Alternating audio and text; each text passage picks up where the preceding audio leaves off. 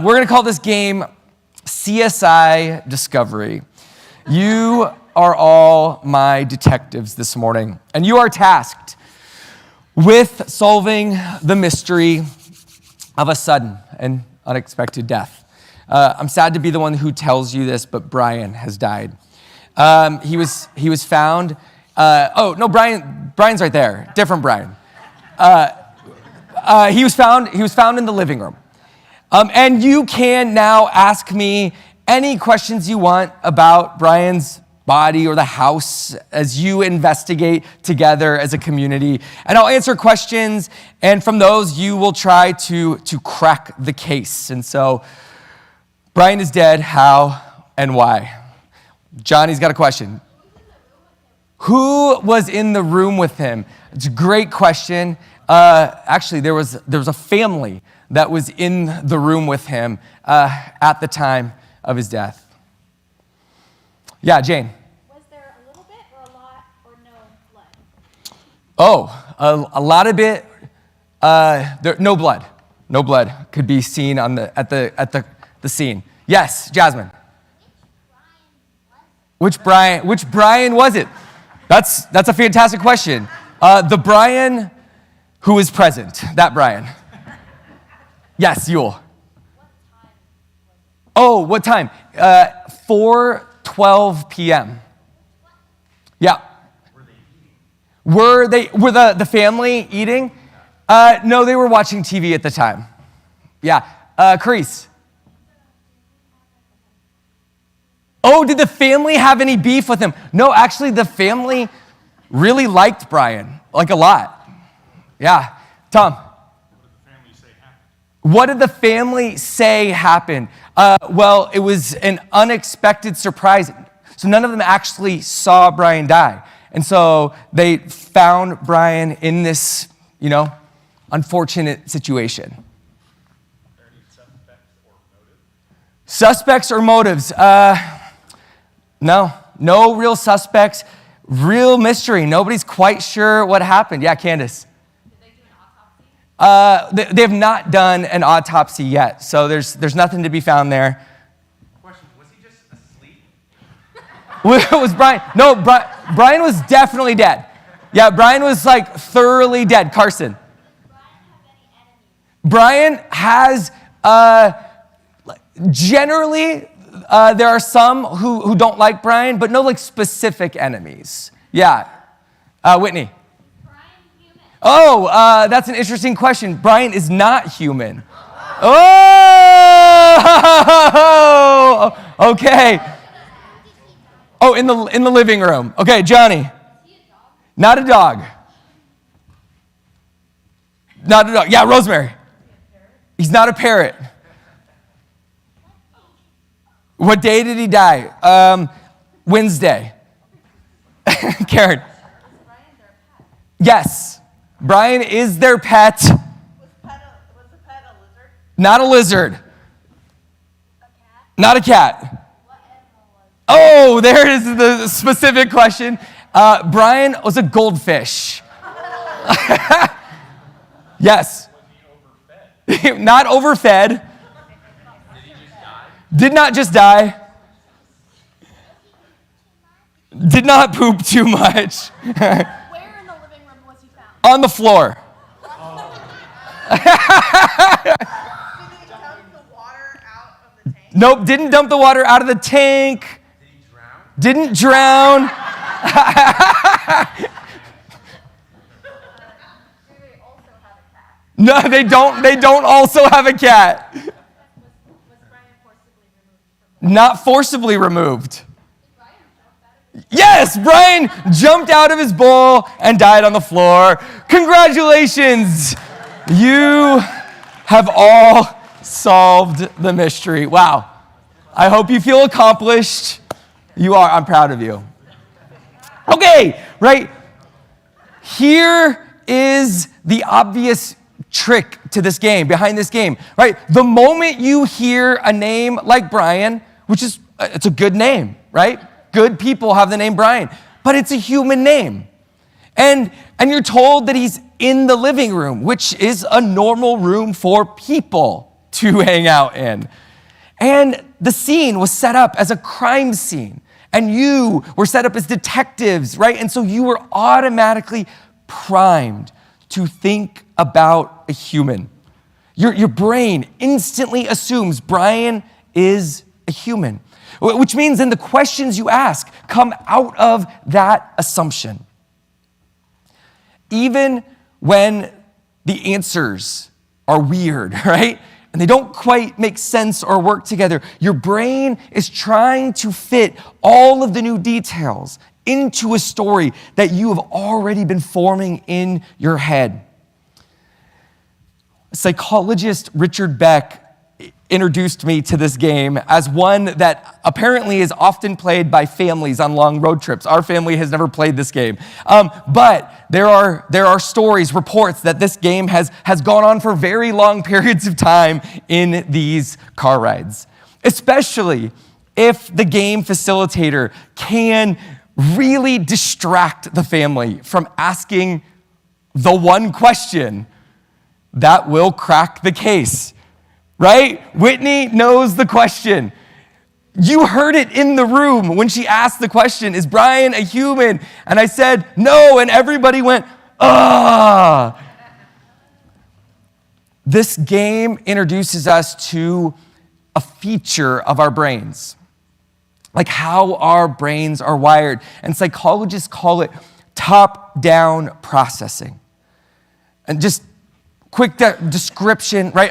Our perceptions are shaped by prior knowledge, beliefs, assumptions, and expectations.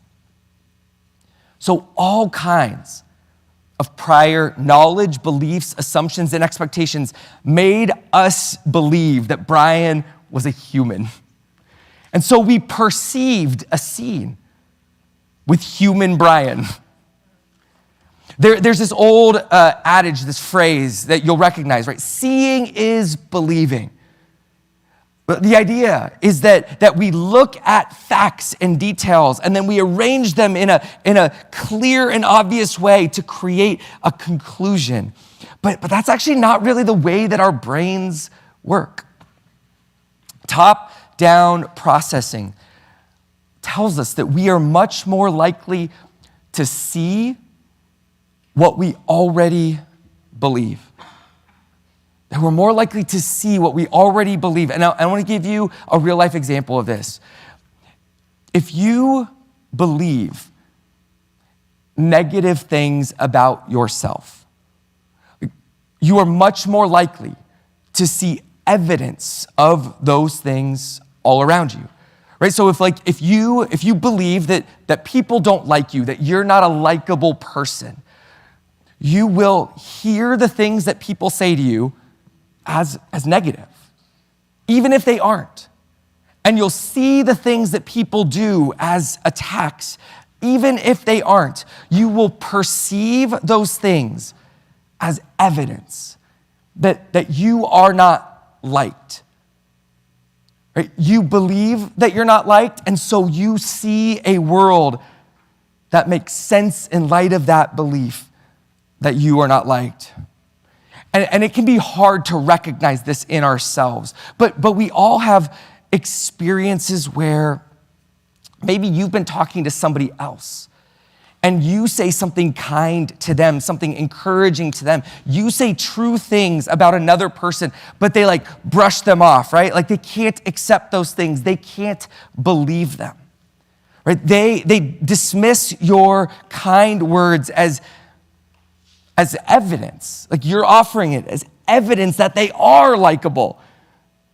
But they already believe the opposite is true, and so they can't even process these new details.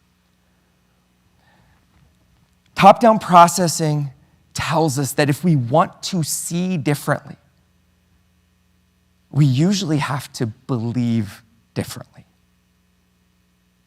That you can't just go around and gather evidence that you are likable, because your belief that you are unlikable will actually keep you filtering all of that evidence out. You have to believe that you are, in fact, likable. And then you will begin to see the evidence of it. To believe differently, we need an input capable of completely reorienting our mental map. Like, we need to find out that Brian is a fish and not a human. Because only then can we see all of the facts. And you heard the collective as it all began to make sense in light of the truth. This is a long introduction to what I think is actually a fundamental problem for us as we read the Bible and as we seek Jesus. We are detectives, and we're trying to make sense of the Torah and the prophets. We're trying to make sense of these stories and these books and these laws in light of Jesus. But none of it seems to hold together in an accessible or obvious way.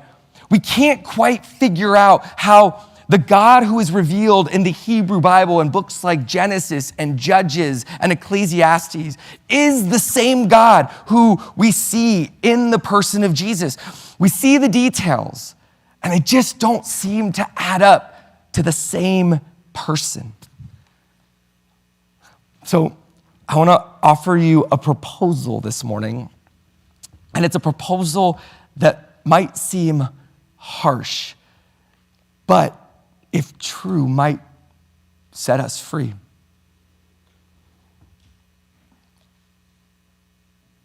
We might think about this proposal in terms of our game earlier. Just as we believed the wrong thing about Brian, the fish, what if we believe bad or wrong things about God? And then because of these things, we can't actually see who God is. And we can't actually see what God is doing through the law. I want to give you a really strange example, and I'm just going to invite you to stay with me here. It's going to be quirky. But if you listen closely, you'll sometimes hear people express a concern that the God that we find in the Hebrew Bible, in the Old Testament, is sexist, is a sexist God. You'll hear this idea expressed as people talk about, well, God in the Hebrew Bible seems to support patriarchy, which is like a social system where men have a higher, more important place or status than women. But you'll actually hear people say that the God of the Hebrew Bible appears to value men more highly than he values women. You'll hear people then contrast this God with Jesus, who seems to treat women differently, who constantly elevates women, who is often and always equalizing them within his community of followers. Here's what's interesting about this, right? There aren't a lot of people who will be as open and honest and just say this out loud. But get together with a group of Christians, but it doesn't have to be Christians, but do it with Christians and you'll see it there. And read through the book of Leviticus together, and you will pretty quickly discover that while almost nobody will say it out loud, we all kind of believe it. That we've been given this idea, and it's there at work in us before we ever start reading. We know that this group believes these things because of what they see when they read. And contemporary Bible readers see God's supposed sexism all over the place. And here's where we're going to get a little nerdy for a second. In the book of Leviticus, there are very particular instructions for what an Israelite woman is to do after giving birth to a baby. If the woman gives birth to a baby boy, her impurity lasts for 40 days. After that time is over, then she can bring sacrifices to the temple and she can be purified and move on with her life. But if the woman gives birth to a baby girl, her impurity lasts twice as long. 80 days if you give birth to a girl. And only then can she bring her sacrifices to the temple and be purified. I've read Leviticus enough times with enough people to anticipate the very first question from contemporary readers, which is, why does God value men more than women? It's the first question that gets asked. Why would God place this value on one over the other? Right? The assumption is that God's value for someone is directly tied to some level of impurity that they cause. And so a baby girl causes more impurity, longer impurity. And the assumption is that because she is less valuable, and the opposite is for a boy. But take a shift with me, equally nerdy shift, to a different component of the law. Humans and animals. So the Bible actually explicitly tells us that humans were made as higher or more important, more valuable in God's creation than animals. And that doesn't in any way say that animals aren't valuable, but compared with humans, we have a role as God's image bearers in creation, and it makes us more significant in God's plans. So, according to the law, if you touch or are under the same roof with a dead human, you become impure for 7 days. However, if you touch a dead animal, you're only impure for the rest of the day. So, more important causes greater impurity. Less important causes less impurity. That's just an interesting detail that directly counters our intuitive reading of the longer purity or time for purification. Here's the deal. I don't expect that one little detail to change everything for you. But when it comes to humans and animals, the more valuable creature causes more impurity. So when we come back to the men and women, we just can't simply conclude, well, obviously more impurity from a baby girl means less valuable. If you see less value for women in this detail, about a longer time of impurity, right? You just have to know the biblical text, it doesn't say that. There are then prior ideas, assumptions, beliefs, and experiences that are leading us there when we read it. It's hard for us to read the law and the prophets because we carry with us beliefs about God, beliefs that are not true, but they shape the way that we see the details of the text. And until we believe differently, we will keep misreading and misunderstanding everything that is here. And so I'll give you one last, less nerdy example. Many of us believe this because we have been told this in the church. This is a common phrase, a common idea. We believe that the law was given. It was given to us to direct what we do, but it's not concerned with our hearts. Right? So when we read in the law, it says, do not murder, and it says, do not steal.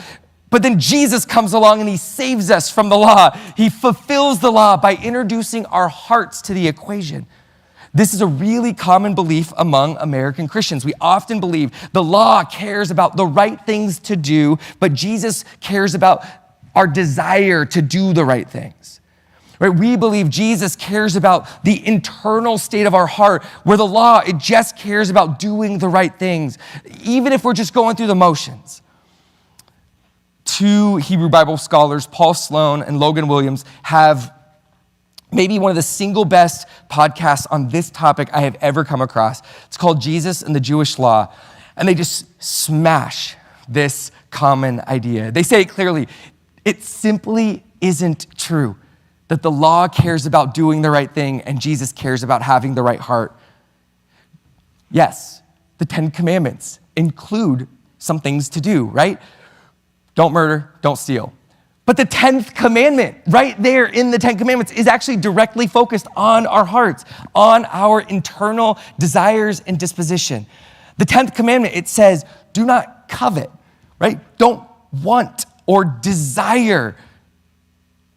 It's specifically targeting the things going on inside of us when we want what our neighbors have. The desire that actually sometimes leads people to murder or to steal. The law cares about your heart. It's not the law that cares. The God who gives the law cares about your heart, and that care is present and evident in the law. Leviticus 19, where we get the commandment. So when Jesus says, love your neighbor as yourself, he doesn't make that up. That's not new to him. The verse right before the verse he's quoting when he says, love your neighbor as yourself, actually says, you shall not hate your brother in your heart. Right? So when Jesus talks about anger and lust and issues of the heart that hide behind obedience, he's not making this up on his own. He's simply drawing out what has been there in the law all along. The law desperately wants the heart. The God we find in the Hebrew Bible desperately wants our hearts, right? In fact, the greatest commandment says we are to love the Lord your God with all your heart. One of the reasons we fundamentally misunderstand Jesus is we think he comes to show us how to live free from the law. But that's actually not what he's doing at all. He is actively fulfilling the law. He's showing us how the law was always supposed to work. He's showing us what it looks like for the law to help someone love God completely and to love their neighbor as themselves. Jesus shows us how to follow the Father with a whole heart. But he never does it apart from the law, but with its help. And if we struggle to do this, if we struggle to love God with our whole hearts, it's because the law and the prophets have been speaking the truth, which is that our hearts are sick. Our hearts are in need of deep healing. The prophets, they tell us over and over that one day God, the creator of everything, will come. That he will come in the flesh and he will show us what a fully alive human looks like. A human with a soft, spirit-led, God-ward heart. And he'll show us what we were made for. The Torah and the prophets tell us that when God comes in this way, we will see what we were made for, and we will know that is what it means to be truly human. That's where our lives will be fully and truly satisfied. But Jesus doesn't just come to show us what we're missing so that we look at Jesus and go, oh man, if only.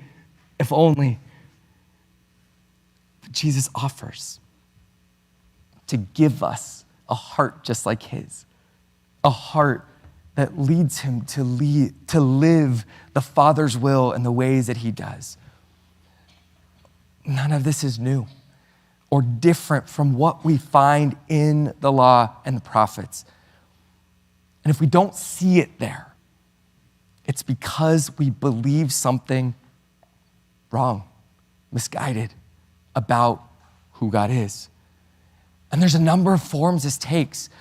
Sometimes we just believe that God is like a harsh taskmaster. Sometimes we believe that God is like an impersonal force who just wants us to follow the rules.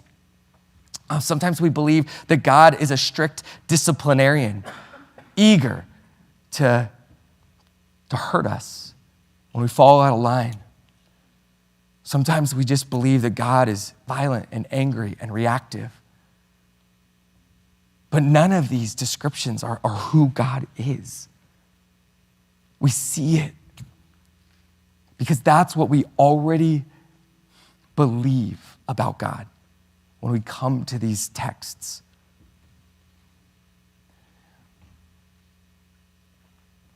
The book of Deuteronomy is a book filled with law. It's called the second law. It's kind of the second time God gives the law to the people.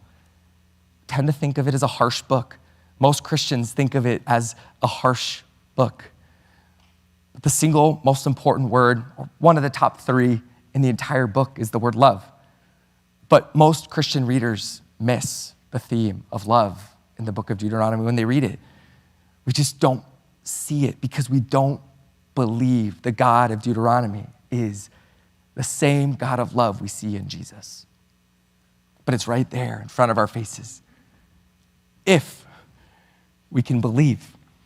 And the Gospel of John tells us that Jesus has come so that we might believe. And Jesus tells his disciple Thomas, have you believed because you have seen me?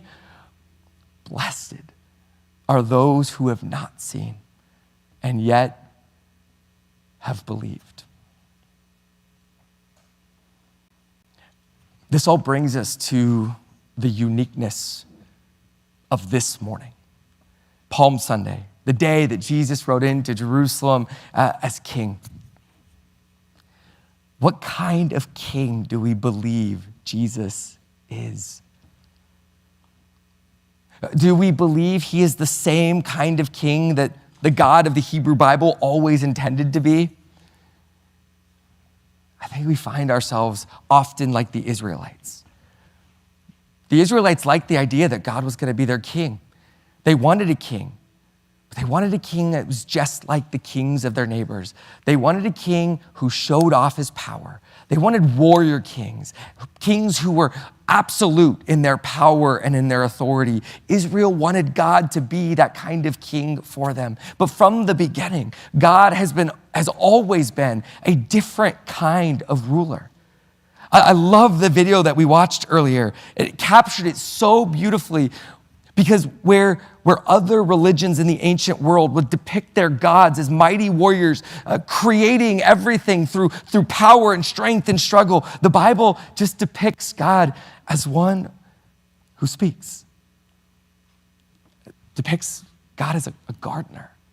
I love the picture of that little plant just starting to emerge.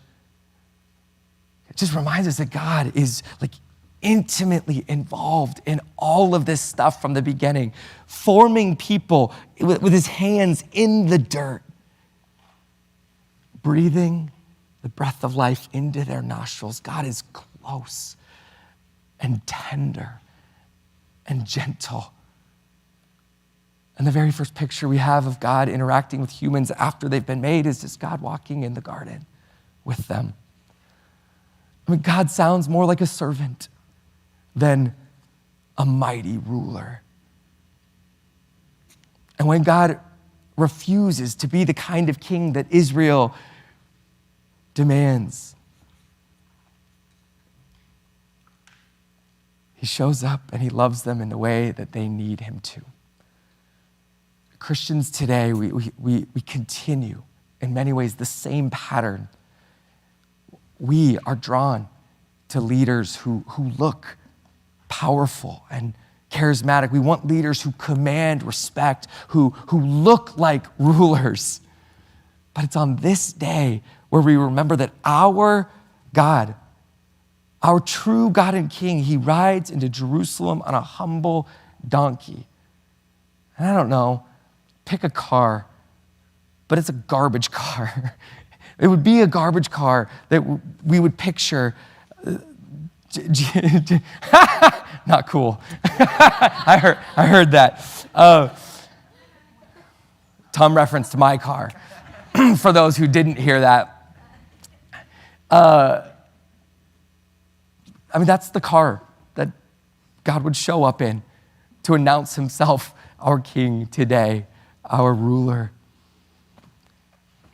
Our King on this day invites us to see him. To see him. But he understands that that if we're ever going to see, we need to believe. And just maybe today, our eyes will be opened.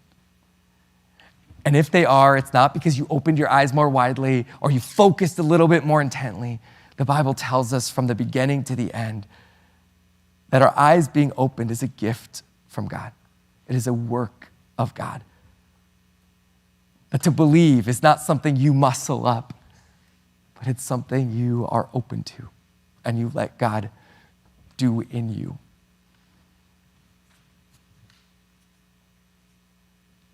His hope today is that we will see that not only is Jesus God in the flesh, but that the God we find in the Hebrew Bible is in fact that same Jesus, our King, humble and merciful.